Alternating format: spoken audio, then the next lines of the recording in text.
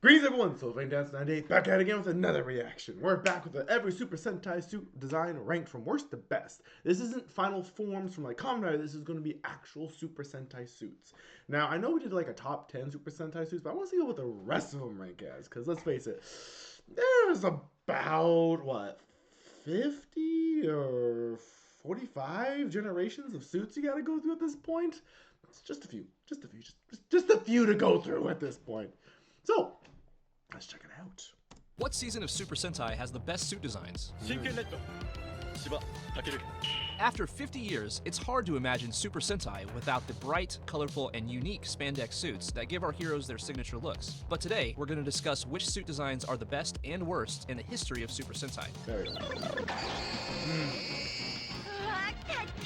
Of course, style is subjective, meaning it's a matter of opinion, so let me know which Sentai suit design is your favorite in the comments. Mega Danger. Always a good one to have. But without further ado, what I consider the worst suit design in the history of Sentai.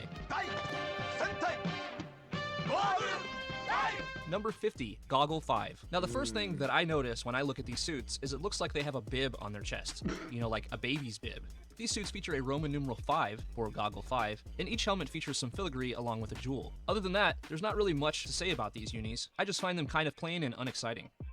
Yeah, when you call out the bib factor on the suit, yeah, it kind of checks from the whole hero factor at that point. It looks more like they kind of, they gotta think about their suit much at that point.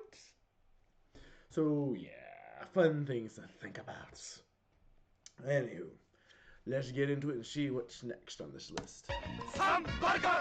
Next up at number 49 is Sun Vulcan. It's really no secret that this isn't one of my favorite series, as I placed it last when I ranked every season of Super Sentai. But today we're just talking. Have I seen that one?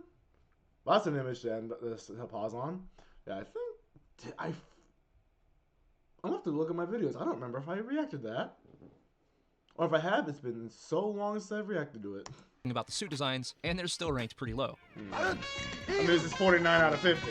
These ones I find pretty plain as well. However, the helmet designs are slightly better, and it at least looks like they leaned into the theming a bit more here with the V on their chest, boots, and gloves. I just think that these suits need a bit more contrast. The series features no female rangers, and no additional rangers beyond the initial 3. So maybe if this season had a cool green, black, or pink ranger, it might have been a little higher.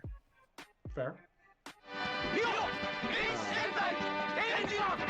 Next up is Digimon. Now, if we're talking about pure quality of shows here, I really enjoy Digimon. But today we're just talking about the suits, so it's ranked pretty low. Their chests look like they're wearing some weird sweaters, with the number of stripes indicating their number within the group. And this, along with the D on their chests, are design elements that I'm not really a huge fan of. There's also something just off about the mouth part of their helmets that I can't quite put my finger on, but it just looks kinda off to me. Almost beak-like in a way. Yeah, he's not wrong. Look at them. They kind of feel like what was that called? Those are these comics that had like these straight line mouths that kind of look like they were like made of carved from like blocks or granite or something like that. Yeah, I get the feeling of that too when you look closer. On their foreheads, we can see some wiring and different things of that nature, which I do think gives it a nice touch. And we have scarves again, somewhat of a staple within the Showa era. This season is notable for being the first Sentai series featuring a visor on the helmet, because before this, the visor was made of the same material as the rest of the helmet.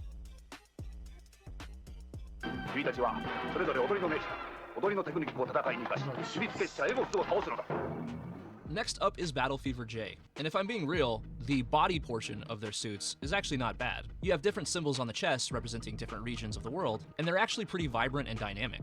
But the biggest reason that this series is ranked low is because of Miss America, because holy jeebus, this woman is freaking creepy. Is that just me?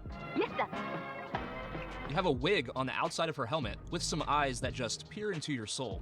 Another strange choice is Bottle Cossack, or the Orange Ranger, having this weird squared-off helmet design. This was the very first series to have lips sculpted into the helmets, and the only one to feature noses. So if I had to give a quick summary of these suits, I would say that the body portion looks pretty nice, but they have some very weird helmets. Yeah, the helmets are a bit of uncanny valley-like when you look at them too. Specifically those of Miss America and Battle Cossack. Number 46 is Jaka. Now I say that with the caveat that if everybody on this team looked like Big One, the show would probably be ranked a lot higher. But he doesn't show up until later in the series, and before that, I'd say that the rest of the team's suits are just kind of okay. I do like the shapes on their helmets, which is consistent with the theme of the show obviously, as well as the tiny capes. But other than that, they just never really did much for me. Yeah. The helmets are iconic, the suits... We do have... If it wasn't for the fact that the helmets are iconic, I feel like the suits would be forgotten really quick on the show. Their respective letters on each of their chests, and yeah, I think I would just describe these suits as alright. That being said, this is the very first series to feature a White Ranger, and the first season to introduce skirts onto a female.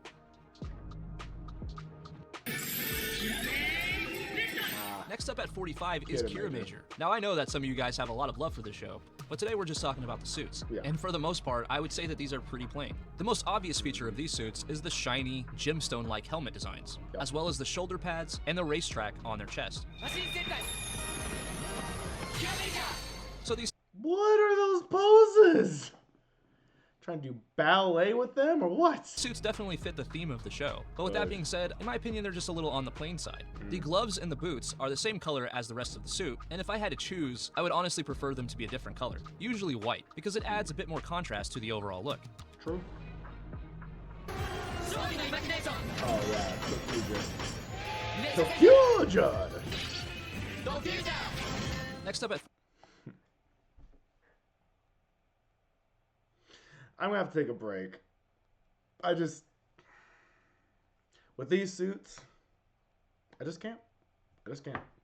So anyway, that's the first, is that the first 6, I think? Yeah, I think it's the first 6. Yeah, so that's the first 6 of these guys, so, yeah, this is gonna be a long list until we get to the better suits. Jeez. Oh boy. Okay, so that is where we're at right now with these guys. Hope you guys are enjoying this. I certainly am. Looking forward to seeing the next portion as we go from 44, I think about 39 maybe might be the best one to do. Yeah. So that'll be the first 6 of these. Next one will be the next 5, 44, 41, 42. Sorry, 44, 43, 42, 41, 40. So we'll go to those guys next, and then we'll start doing the suits in sections of 10. Because I just want to give my eyes a break from the, well, I should say the 10 worst suits that they got on this, that he's got on this list.